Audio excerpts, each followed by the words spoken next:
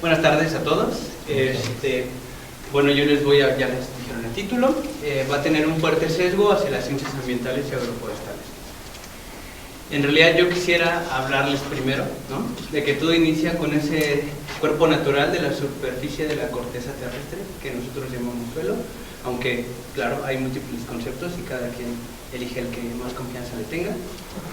Pero quiero hacer un énfasis en la parte de cómo se forma el suelo, haciendo énfasis en los factores formadores. En este diagrama, que es de las Naciones Unidas, bueno, le pusieron sesgo a los más abundantes, que son los suelos minerales.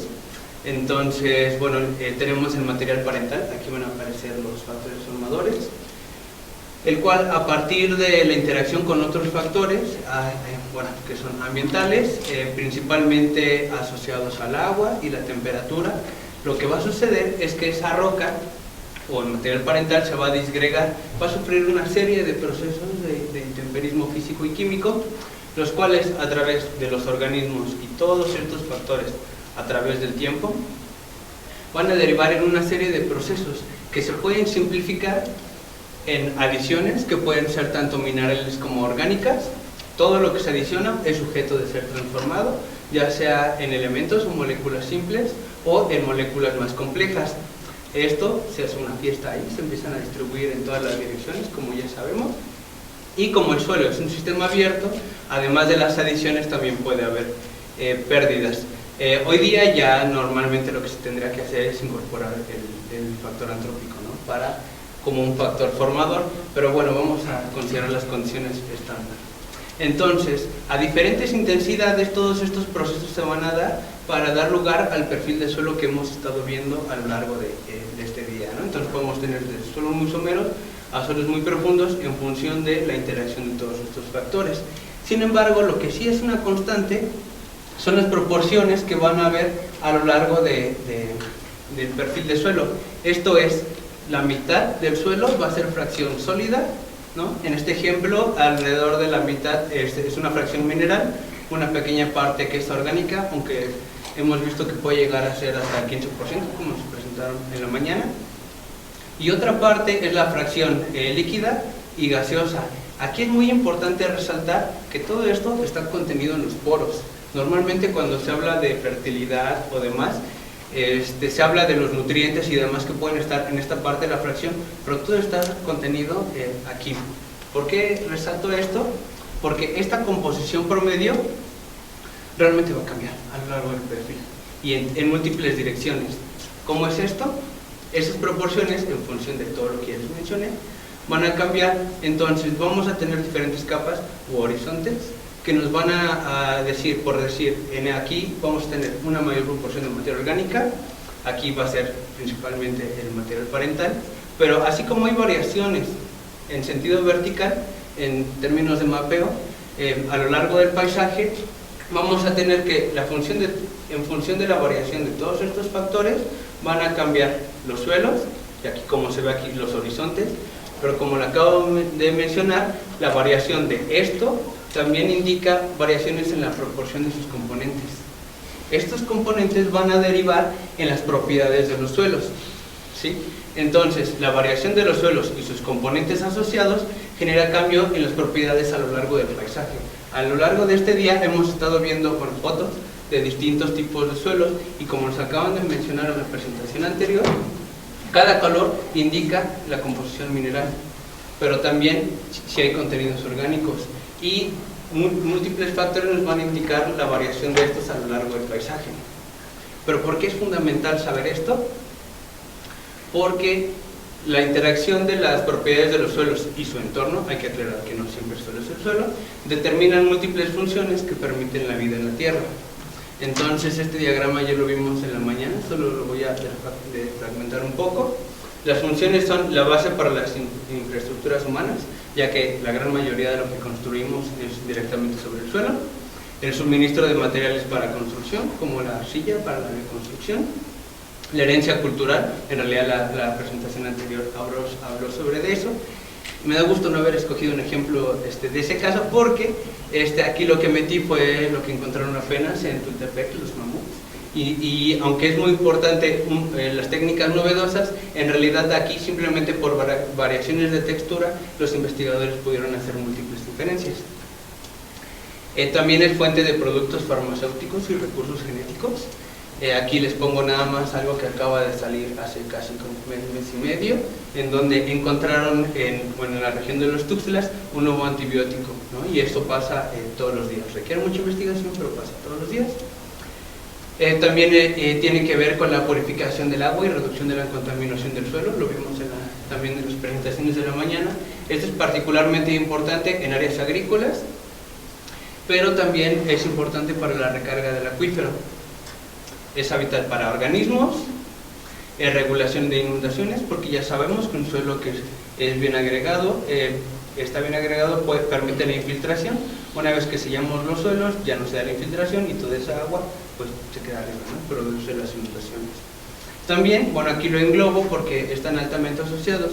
En función de la capacidad que tenga el suelo de reciclar nutrientes, no solo los va a poner disponibles en el ecosistema, sino también tiene una función importante en la retención y en la acumulación de carbono y la regulación climática. Y finalmente pongo que es suministro de alimentos, fibras y combustibles. Lo pongo al final porque normalmente, obviamente todos los que estamos aquí sabemos que no, pero la mayoría de los que escucha hablar de suelo piensa solamente en esta función, cuando vemos que tenemos todo un abanico que puede desarrollar un tipo de suelo. Pero bueno, entonces todas estas funciones dependen de las propiedades de los suelos. Así como varían los suelos y sus propiedades, lo van a hacer las funciones que estos pueden desarrollar a lo largo del paisaje. Entonces, aquí, ya este amigo es una función, ¿no? Entonces, dependiendo de sus características, los suelos a lo largo del paisaje podrían desarrollar potenciales distintos, ya sea por sus características, como acabo de mencionar, por su grado de desarrollo. En realidad aquí lo que estoy simplificando son diferentes tipos de suelos, que suelos a lo mejor muy jóvenes no llegan a realizar la misma función que suelos que tienen un mayor grado de evolución, pero sí que a lo mejor por sus características específicas podría desarrollar funciones únicas a lo largo del paisaje, ¿no? Que no se encuentran en estos de aquí.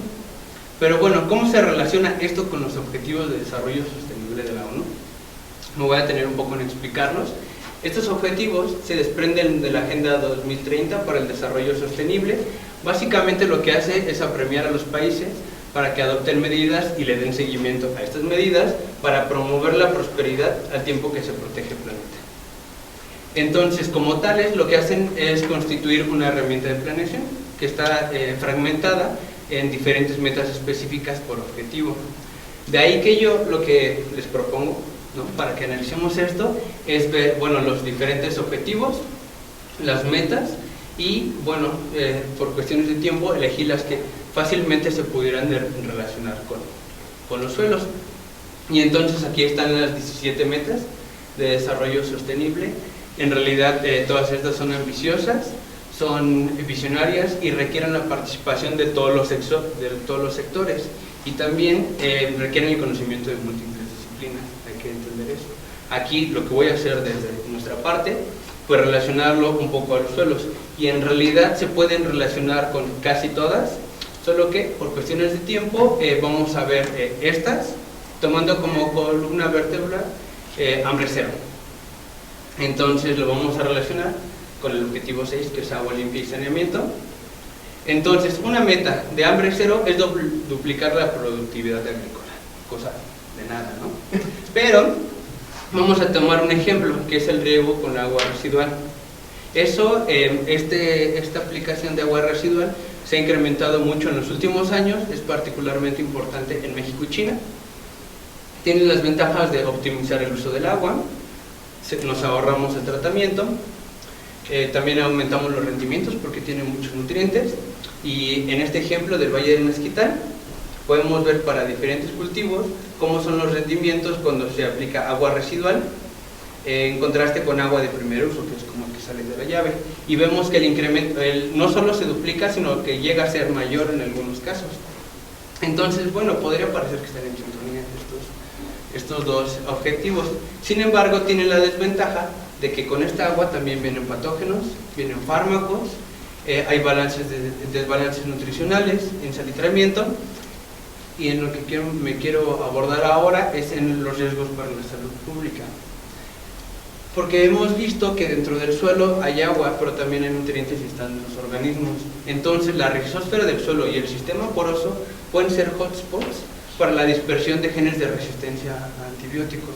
Y eso está demostrado para múltiples, pero bueno, podemos tener el caso del sulfamethoxazol, que todos hemos llegado a utilizar en algún momento.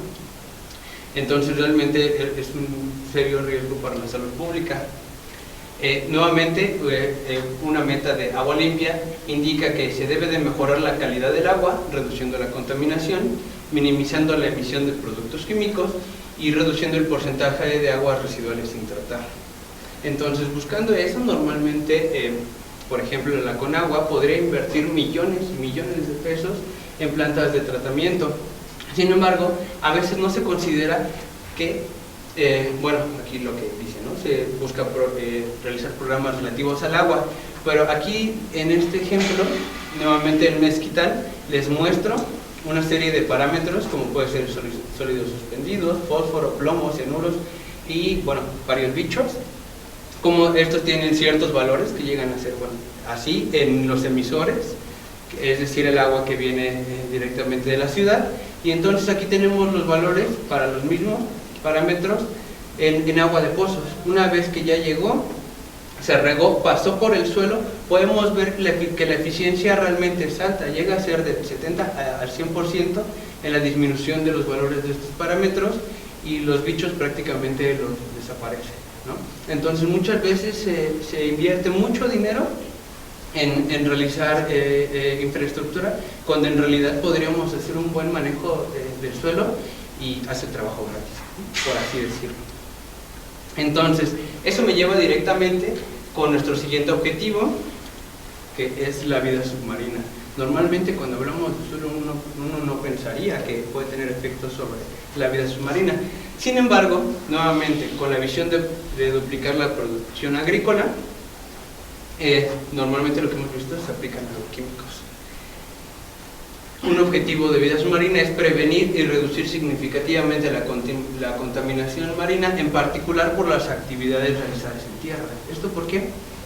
Porque aquí les pongo un ejemplo de la cuenca del Mississippi, ¿no? En Estados Unidos, que atraviesa casi la mitad, y como en verde están las granjas, y lo que vemos aquí es que hay un gran aporte de nutrientes. Todos estos agroquímicos van a dar al mar, y lo que hace es generar zonas muertas, en donde la diversidad disminuye, en realidad por la proliferación de fitoplancton, se limita la vida marina y se destruyen actividades económicas.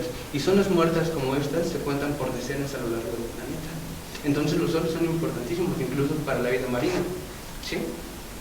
Otro objetivo que está altamente relacionado es la acción por el clima, ¿no? Ya que lo que se dice en nuevamente para Hambre Cero es que se busca, aquí les resalto, aplicar prácticas agrícolas resilientes, ¿no? Que nos permitan la capacidad de adaptación al cambio climático.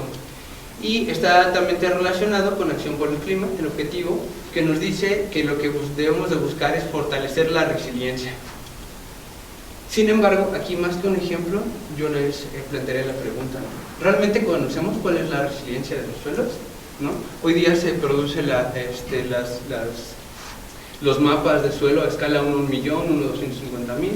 Sin embargo, a lo mejor estos no nos permiten identificar una serie de patrones. ¿Por qué? Aquí se los voy a mostrar. Aquí tengo una gráfica de la funcionalidad de los suelos. Cada una de estas líneas es un tipo de suelo, y podemos ver que en función de sus características, de sus propiedades, dependiendo del disturbio, podría, el que es altamente resistente, y bueno, no necesita ser resiliente, no cambiar en sus funciones, pero los demás sí. Entonces, los autores, estos que hablan sobre resiliencia, nos indican que buenas prácticas de manejo nos permitirían recuperar la funcionalidad en términos de la resiliencia del suelo. Sin embargo, ¿cuáles serían las prácticas que necesitamos hacer en cada uno de nuestros suelos? En realidad lo que se necesita es hacer un traje a la medida en función, sí, de los objetivos, pero también de la resiliencia de cada tipo de suelo. Y para eso necesitamos conocer ambas. Entonces, aquí me quiero detener porque lo que podríamos hacer es un suelo que es altamente resiliente o que es resistente más bien, podemos realmente cambiar el uso del suelo en términos de producción agrícola, porque no queremos que en términos de acción por el clima se contraponga con la producción de alimentos. Sin embargo, hay suelos que no son tan resilientes y entonces lo que podríamos hacer es buscar sistemas agroforestales en los cuales se mantengan una serie de funciones o de servicios de los ecosistemas, y los suelos que realmente no son resilientes se podría pensar en evitar cambiarle el uso, no porque no queramos, sino porque no se puede. A lo largo del trópico hay muchas áreas que se les cambia el uso de suelo, sí, porque la gente no tiene opción, porque necesita comer, pero una vez que se le cambia el uso se tiene que abandonar, porque en realidad los rendimientos son muy pocos. Entonces podríamos entender, o como edafólogos lo que se tendría que buscar es que los suelos desempeñen múltiples funciones y que se podrían inscribir, por ejemplo, a pago por servicios ambientales. Porque los pagos por servicios ambientales normalmente lo que consideran es la biomasa. Se ponen a medir árboles y entonces vamos a ver cuánto podemos pagarles por sus árboles. Sin embargo, aquí les pongo de ejemplo, estos son diferentes bosques a lo largo del trópico y este es el almacén de carbono. Y podemos ver que el almacén del suelo llega a ser en algunos sitios mucho mayor que el que se presenta en la biomasa. Entonces tendríamos que incentivar que además de que se considerara la biomasa, se considerara el suelo, pero en estos sitios sería particularmente importante y una opción. Entonces, nuevamente, las metas lo que buscan es asegurar la sostenibilidad con prácticas agrícolas, la capacidad de adaptación al cambio climático, pero a través de movilizar dinero. Un buen ejemplo, ahora sí, sería la iniciativa 4x1000, que seguramente deben de conocer, surgió en la COP21, y entonces lo que busca es alimentar a 9.800 millones de humanos, es decir, vamos a hacer un montón en 2050, y lo que quiere es incrementar el 0.4% de carbono en el suelo, dentro de los primeros 30 centímetros. Entonces, un ligero cambio en el carbono del suelo podría contribuir a retener muchas toneladas, millones de toneladas, provenientes de la atmósfera. Entonces, las acciones concretas sobre el almacenamiento de carbono son la agroecología, la agroforestería, la agricultura de conservación, la labranza cero, ¿no?, o de bajo impacto, y particularmente la gestión del paisaje. Pero para que se lleve a cabo cada una de estas, necesitábamos saber los suelos sobre los que se va a desarrollar cada una de estas actividades. Entonces, todas estas las podemos relacionar a la vida de los ecosistemas terrestres, pero en realidad aquí me costó mucho trabajo separar los efectos, porque no es porque no haya ejemplos, sino porque realmente todos están altamente interrelacionados. Entonces, cuando nosotros vemos esto, podemos ver que en términos de los objetivos, de las metas de vida de ecosistemas terrestres, está la conservación y su sostenible de los ecosistemas y los servicios que proporcionan, recuperar los bosques degradados, incrementar la forestación o la reforestación, velar por los ecosistemas montañosos e incorporar la diversidad biológica en el manejo. Sin embargo, yo nuevamente les planteo, ¿no?, más que ejemplos, preguntas. ¿Realmente tenemos identificada la variación de los servicios de los ecosistemas a las escalas adecuadas para el manejo? Normalmente estas evaluaciones son a escala regional o nacional, que tal vez es una escala distinta a la cual se está llevando el manejo de los paisajes. ¿La reforestación es suficiente o primero necesitamos restaurar las funciones de los suelos? Pero nuevamente iríamos conocemos la resiliencia de los suelos, que ya abordé anteriormente, y bueno, ¿qué efecto tiene la variación de los suelos sobre la diversidad biológica? ¿Y cómo podemos traducir esto a beneficios? Lo que podemos ver en realidad es que todos estos factores están altamente correlacionados, como voy a abordar ahora. Si nosotros consideramos que tenemos distintos tipos de suelos y cada uno de ellos, como vimos con el software, tiene múltiples funciones o diferente capacidad, en este ejemplo, de soportar la vegetación, podríamos ver que el paisaje en realidad es un mosaico muy complejo que tiene suelos y vegetación asociados, y cada uno de estos va a tener una capacidad para desarrollar funciones o servicios ecosistémicos contrastante. ¿Cómo va a ser esto? Por ejemplo, en términos de captura y almacén de carbono, ya les mostré que los suelos llegan a ser uno de los principales almacenes. Sin embargo, también tiene efectos sobre el almacén de la vegetación. ¿Cómo es esto? En un tipo de suelo, la vegetación puede tener cierta capacidad que sea altamente contrastante. Bueno, aquí tenemos a la doctora de ejemplo para contrastar con el árbol. Enamorada del árbol. Que el tipo de suelo puede permitir una mayor acumulación de biomasa en los bosques tropicales. Nosotros encontramos en la selva lacandona que tenemos la profundidad de enraizamiento y el fósforo del suelo como grandes variables para la acumulación de biomasa. Por eso fue en la selva lacandona. También en el Amazonas podemos ver, aquí tenemos un eje resultante del PCA, que hay múltiples variables que tienen efecto directo sobre la acumulación de biomasa en los árboles. Entonces aquí se los pongo porque en un sitio pueden ser unos de los factores y en otros son otros, pero la constante es que el suelo sí puede tener efecto y que necesitaríamos saber cuál en particular de esas variables es la que tiene efecto sobre la acumulación de biomasa. Pero no solo sobre la biomasa, sino también tiene efecto sobre la diversidad biológica. Esto es, nuevamente, en el Amazonas, las propiedades de los suelos tienen efecto. En este eje tenemos la riqueza de especies, tiene un efecto significativo, también tiene efecto sobre la abundancia y composición. En esta gráfica nos indica la abundancia y la cantidad de especies. Y la parte importante que quiero que veamos ahora es que cada uno de estos colores es un tipo de suelo. Entonces, en distintos tipos de suelos vemos que hay diferencia en el número de árboles, pero también en la identidad de cada uno de estos. Ahora no nos importa cuáles son, ¿no? Pero, ¿por qué es importante eso? Porque la riqueza, abundancia y composición de la vegetación nos va a determinar la diversidad y abundancia de productos forestales maderables y no maderables, como una alternativa agroecológica. Y aquí nuevamente, cada una de estas barras es un suelo distinto. Entonces podemos ver que sí, al variar el número de árboles y la densidad de ellos, podemos tener potenciales distintos de especies maderables, que produzcan alimento como frutos, hojas y demás, medicina, leña, que es altamente utilizado.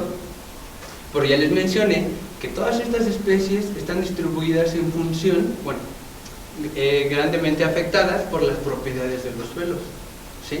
Entonces, si nosotros sabemos que el suelo influye sobre la vegetación y la vegetación nos determina el tipo de productos que podemos tener, realmente el suelo está regulando muchos servicios ecosistémicos y funciones que les mencioné al principio, pero también tiene efectos sobre lo que puede hacer la diversidad.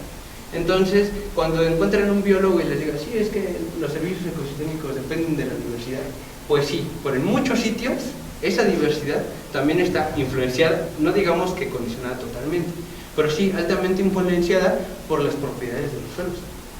¿Sí? Entonces, para cerrar, toda esa variación a lo largo del paisaje que les he mencionado nos puede determinar, en este ejemplo, aquí vamos a tener como ejemplo distintos tipos de suelos, la variación en ciertos servicios ecosistémicos, como puede ser la producción de forraje, ¿no? Pero otras que pueden ser altamente contrastantes, como las especies maderables, las especies medicinales, pero también otros servicios como pueden ser los almacenes de carbono de la biomasa aérea y pues, del que está contenido en el suelo. Entonces, solo para concluir, los suelos desarrollan múltiples funciones que se traducen en servicios ecosistémicos.